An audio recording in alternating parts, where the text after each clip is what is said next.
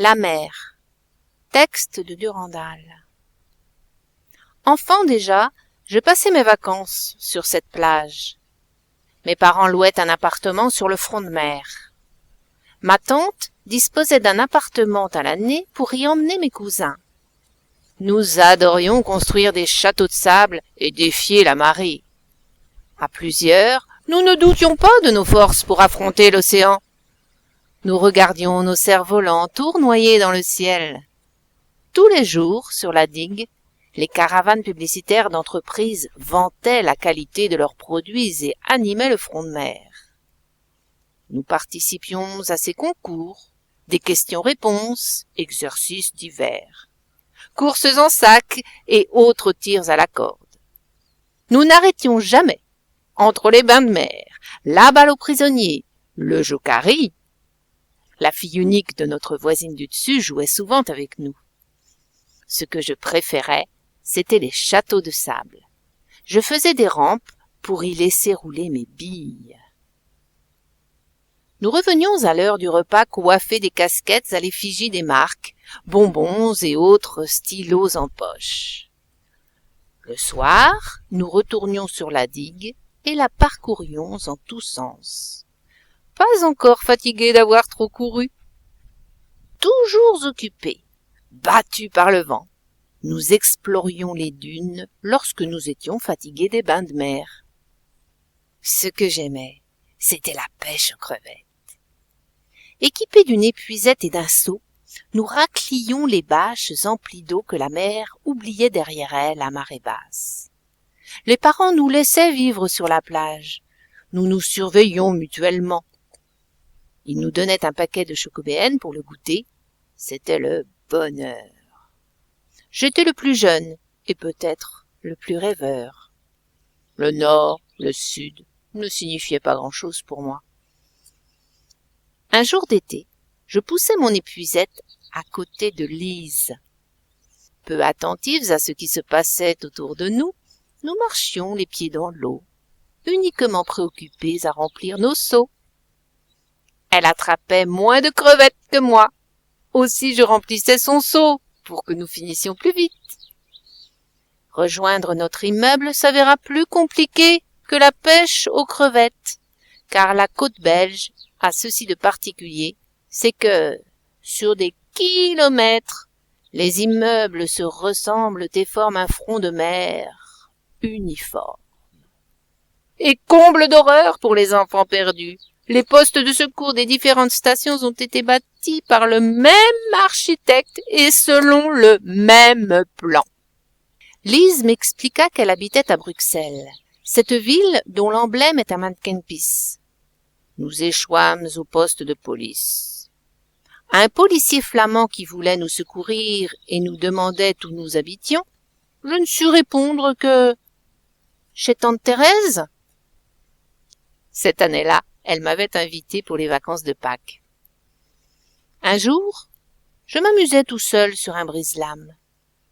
Ma tante m'aperçut juste avant qu'une vague plus forte que les autres ne balaie l'éperon rocheux. Elle poussa un cri et vola à mon secours. Elle eut tellement peur qu'elle me gratifia d'une gifle dont elle se souvint encore des années plus tard. Je devais être occupé dans un autre monde, parce que je ne m'en souviens pas. Je n'avais pas de frère.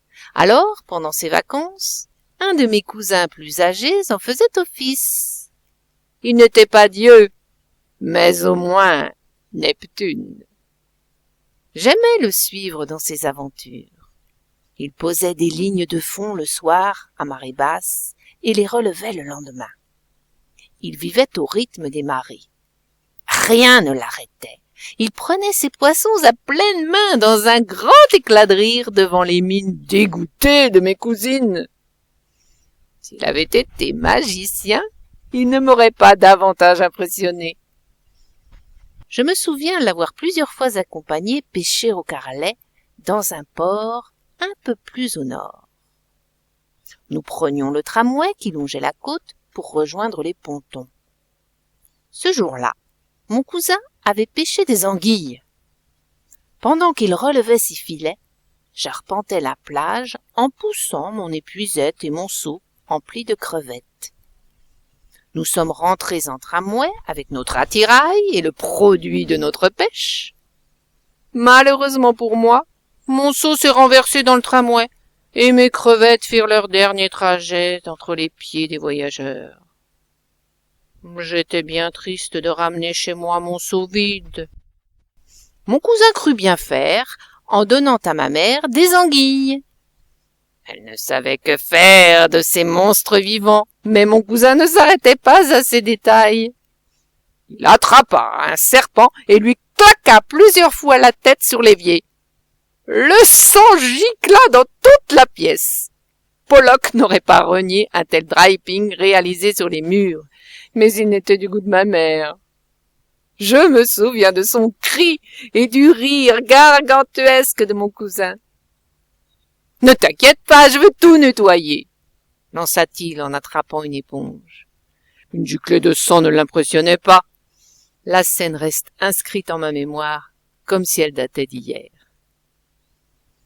Mais tout cela est révolu. Mes cousins ont déménagé. J'ai longtemps accompagné ma mère sur la mer du Nord. Ma sœur préférait emmener ses enfants s'ennuyer sur les plages exiguës et suffocantes de la Méditerranée. Je retrouvai Lise qui assistait sa mère. Nous restâmes voisins pendant des dizaines d'années, fidèles au vent du Nord. Nous laissions parfois nos mères seules, pendant que nous marchions les pieds dans l'eau. Nous prolongions nos discussions d'enfance à la terrasse d'une brasserie où nous mangions des fruits de mer. Je pêche toujours des crevettes. J'en apporte à Lise. J'adore quand elle prépare ses beignets aux crevettes. Nous les dégustions parfois avec nos mères. Je ne connais rien de meilleur que de manger ces fritures après une longue balade, les pieds dans l'eau froide de la mer du Nord. Nos mères nous ont quittés. Nous sommes orphelins. Lise loue toujours l'appartement du dessus. Parfois, nous allons, le soir, manger une gaufre sur la digue. L'année dernière, Lise me proposa de nous retrouver sur une plage en Espagne. Je ne comprends pas bien ce que nous irions chercher là-bas quand nous avons tout ce qu'il nous faut ici, nos souvenirs, nos habitudes. Trouverions-nous seulement des gaufres liégeoises sur la Costa Brava? Ici, les gens nous connaissent. J'arpente la plage en tous sens avec mon seau, et lorsque je rencontre un enfant égaré qui pleure en tirant son épuisette, je le reconduis chez lui. Je garde toujours mon paquet de chocobéennes dans la poche pour le consoler. Cela doit rassurer les parents de savoir que je veille sur leur bout de chou. Quand il pleut, la plage est désertée. Alors je mets mon chapeau et je vais pêcher au carrelet. Je me demande si Lise reviendra l'été prochain. J'adore ces beignets aux crevettes.